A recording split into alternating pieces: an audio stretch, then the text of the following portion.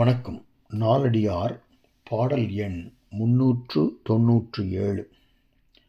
ஓலைக்கணக்கர் ஒலியடங்கும் புன்செக்கர் மாலைப் பொழுதில் மணந்தார் பிரிவு உள்ளி மாலை பரிந்து இட்டு அழுதாள் வனமுலைமேல் கோலம் செய் சாந்தம் திமிர்ந்து. அதாவது தலைவியானவள் மாலை நேரத்தில் தன்னை கூடிய தலைவர் பிரிந்து போவதை உணர்ந்து அதனை நினைத்து வருந்தி அலங்காரங்களை வெறுத்து தான் சூடியிருந்த மாலையை அறுத்து எரிந்து அவளுடைய தனங்களில் நொய்யில் எழுதி அலங்காரம் செய்யப்பட்டிருந்த சந்தனத்தையும் தேய்த்து உதிர்த்து ஒழித்து அழுதாள் என்பது இந்த பாடலின் கருத்து.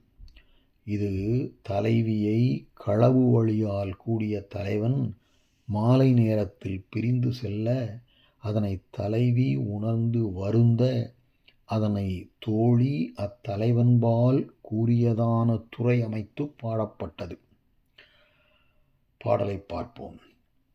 ஓலைக்கணக்கர் ஒலி அடங்கும் புன்செக்கர் மாலை பொழுது. ஓலைக்கணக்கர்னா ஓலையில் கணக்கு எழுதும் கணக்கர்களுடைய ஒலி, கணக்கை பற்றி பேசுவதும் எழுதுவதுமாகிய அந்த ஓசை அடங்கும்படியான புல்செக்கர், அடங்கு புல்செக்கர் அற்பமான அதாவது குறைந்த அளவான செவ்வானத்தையுடைய மாலை நேரத்தில். ஏன்னா அவர்களுடைய வேலை நேரம் முடிந்து விட்டது. காலையில் வந்தாங்க, கணக்கு எழுதுகிறவங்க எல்லாம் முடிஞ்சு மாலையில் அவங்க வீட்டுக்கு திரும்புகிற நேரம். ஓலை கணக்கர் ஒலி அடங்கு புன்செக்கர் மாலை பொழுதில் மணந்தார் பிரிவு உள்ளி.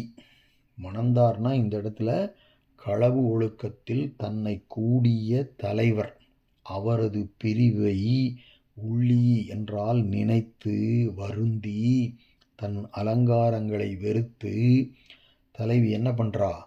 மாலை பரிந்து என்றால் மாலை தான் சூடியிருந்த மாலையை அறுத்து, பரிந்து இட்டு என்றால் அறுத்து எறிந்து, வனமுலை மேல் என்றால் அவளுடைய அழகிய தனங்களின் மீது, கோலம் செய் சாந்தம் திமிர்ந்து என்றால் கோலம் செய் அலங்காரம் செய்த சாந்தம் சந்தனத்தையும் திமிர்ந்து அழுதாள்.